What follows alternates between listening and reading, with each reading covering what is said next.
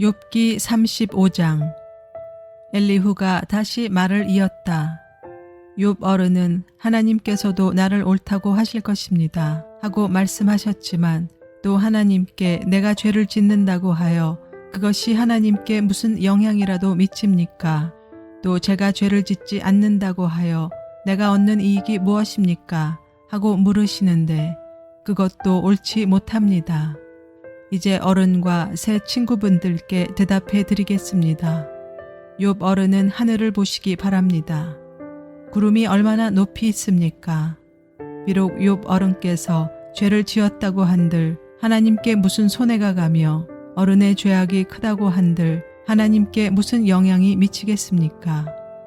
또 욥 어른께서 의로운 일을 하셨다고 한들 하나님께 무슨 보탬이 되며 하나님이 어른에게서 얻을 것이 무엇이 있겠습니까? 욥 어른께서 죄를 지었다고 해도 어른과 다름없는 사람에게나 손해를 입히며 욥 어른께서 의로운 일을 했다고 해도 그것은 다만 사람에게나 영향을 미칠 뿐입니다. 사람들은 억압이 심해지면 부르짖고 세력이 있는 자들이 억누르면 누구에게나 구원을 청하면서 울부짖지만 그들을 창조하신 하나님께로 돌아가지 않습니다. 어두운 때에도 희망을 주시는 그 창조주 하나님께로 돌아가지 않습니다. 하나님이 우리에게 짐승이나 새가 가진 지혜보다 더 나은 지혜를 주시는데도 하나님께로 돌아가지 않습니다.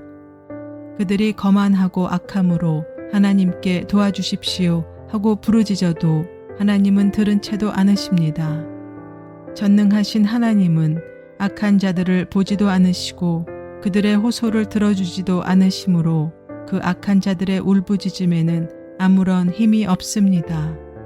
욥 어른은 하나님을 볼 수 없다고 말씀하셨습니다. 그러나 참고 기다리십시오. 어른께서 걸어놓은 소송장이 하나님 앞에 놓여 있습니다. 어른은 하나님이 벌을 내리지 않으시고 사람의 죄에도 별로 관심이 없다고 생각하십니다. 그러나 명심하십시오. 어른께서 말씀을 계속하시는 것은 쓸데없는 일입니다. 어른은 자기가 하는 말이 무엇인지도 모르시는 것이 분명합니다. 욥기 36장. 다시 엘리후가 말을 이었다. 조금만 더 참고 들으시기 바랍니다. 아직도 하나님을 대신하여 드릴 말씀이 있습니다. 나는 내가 가진 지혜를 모두 다 짜내서라도 나를 지으신 하나님이 의로우시다는 것을 밝히겠습니다. 내가 하는 이 말에는 거짓이 전혀 없습니다. 건전한 지식을 가진 사람이 지금 욥 어른과 더불어 말하고 있습니다. 하나님은 큰 힘을 가지고 계시지만 흠이 없는 사람을 멸시하지 않으십니다. 또 지혜가 무궁무진하심으로 악한 사람을 살려두지 않으시고 고난받는 사람들의 권리를 옹호하십니다. 의로운 사람들을 외면하지 않으시며 그들을 보좌에 앉은 왕들과 함께 자리를 길이 같이 하게 하시고 그들이 존경을 받게 하십니다.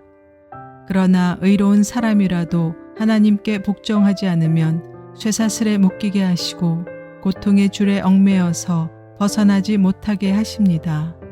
그러는 동안에 하나님은 그들에게 그들이 한 일을 밝히시며 그들이 교만하게 지은 죄를 알리십니다.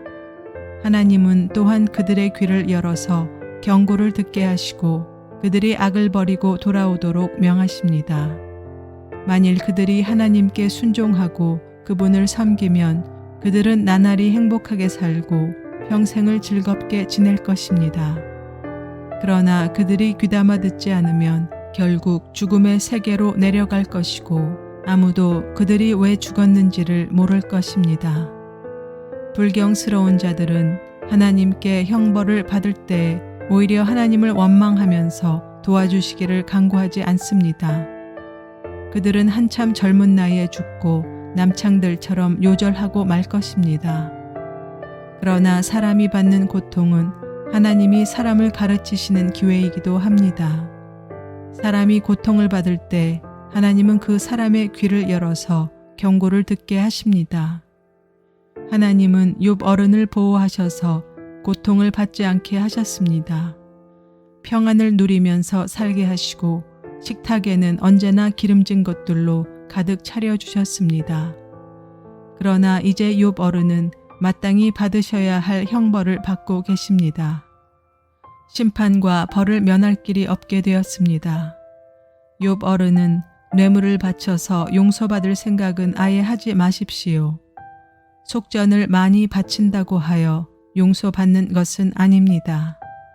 재산이 많다고 하여 속죄받을 수 없고 돈과 권력으로도 속죄를 받지 못합니다. 밤이 된다고 하여 이 형벌에서 벗어나는 것이 아니니 밤을 기다리지도 마십시오. 악한 마음을 품지 않도록 조심하십시오.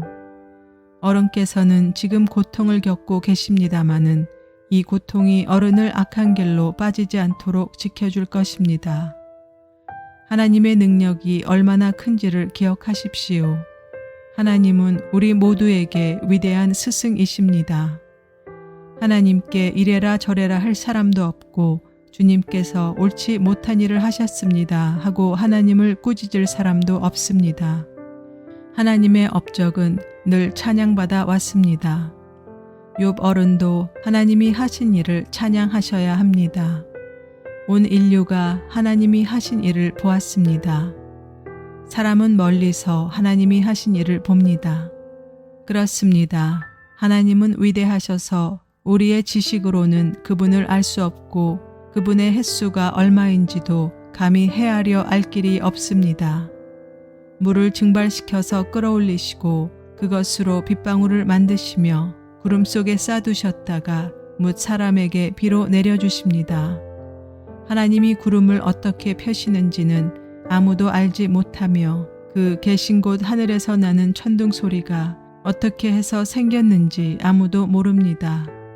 온 하늘에 번개를 보내십니다. 그러나 바다 밑 깊은 곳은 어두운 채로 두십니다. 이런 방법으로 사람을 기르시고 먹거리를 넉넉하게 주십니다. 두 손으로 번개를 쥐시고서 목표물을 치게 하십니다. 천둥은 폭풍이 접근하여 옴을 알립니다. 동물은 폭풍이 오는 것을 미리 압니다. 욥기 37장. 폭풍이 나의 마음을 거세게 칩니다. 내부는 모두 하나님의 음성을 들으십시오. 그분의 입에서 나오는 천둥과 같은 소리를 들으십시오. 하나님이 하늘을 가로지르시면서 번개를 땅 이 끝에서 저 끝으로 가로지르게 하십니다.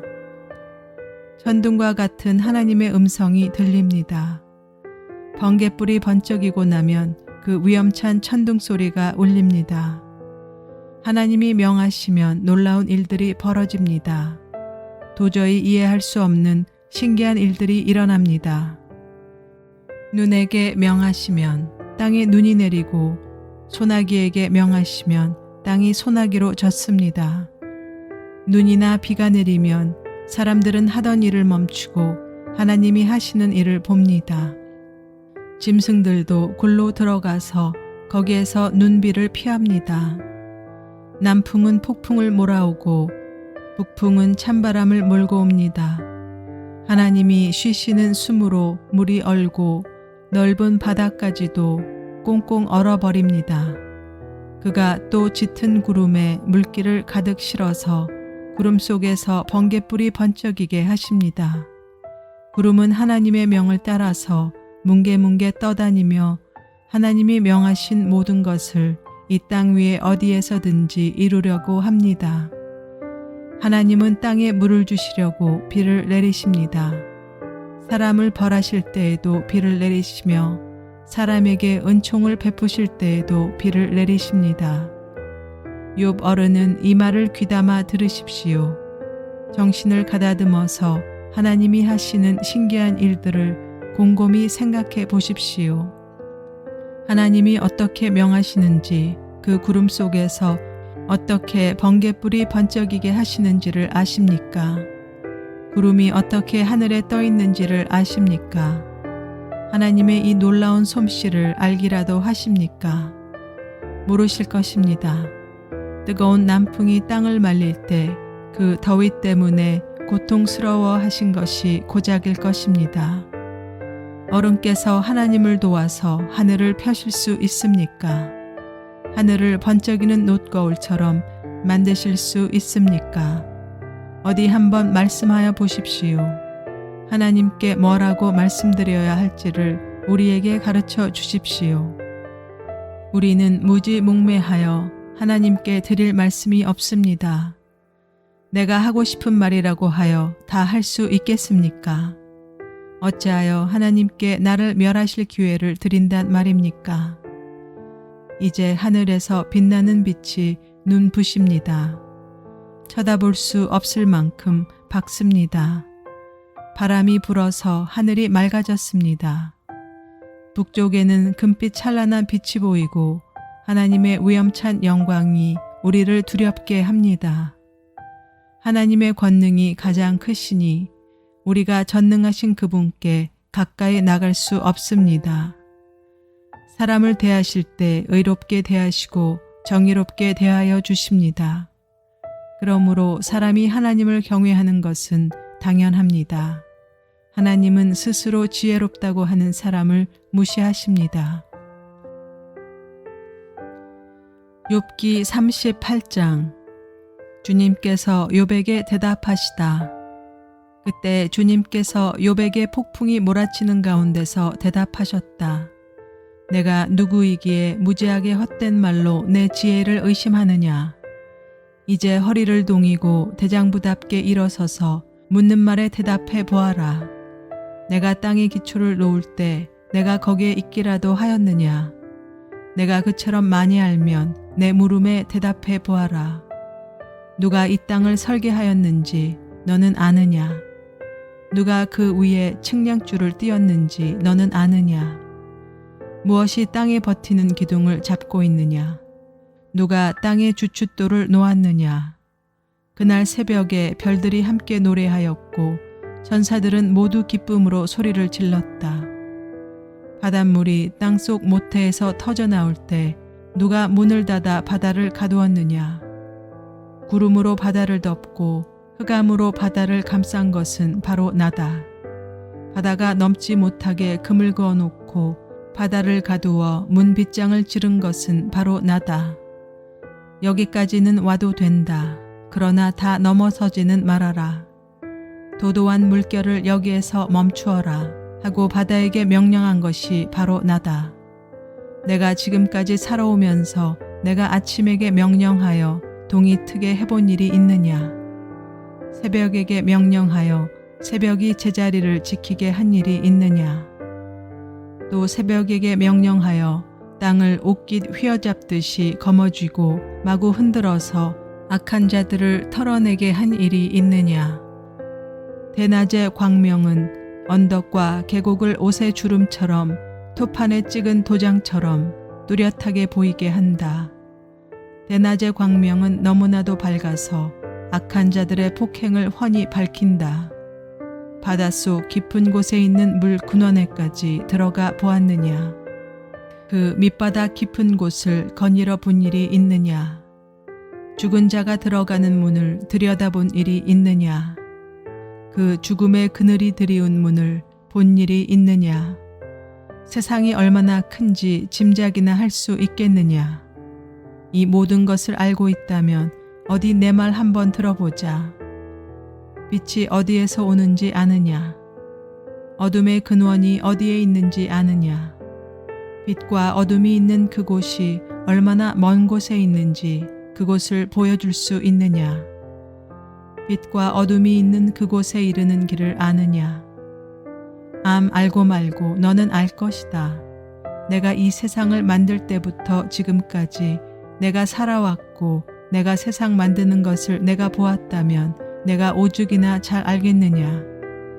눈을 쌓아둔 창고에 들어간 일이 있느냐. 우박 창고를 들여다본 일이 있느냐. 이것들은 내가 환란이 생겼을 때 쓰려고 간직해 두었고 전쟁할 때 쓰려고 준비해 두었다. 해가 뜨는 곳에 가본 적이 있느냐. 동풍이 불어오는 그 시발점에 가본 적이 있느냐. 쏟아진 폭우가 시내가 되어서 흐르도록 개울을 낸 이가 누구냐? 천둥과 번개가 가는 길을 낸 이가 누구냐? 사람이 없는 땅, 인기척이 없는 광야에 비를 내리는 이가 누구냐?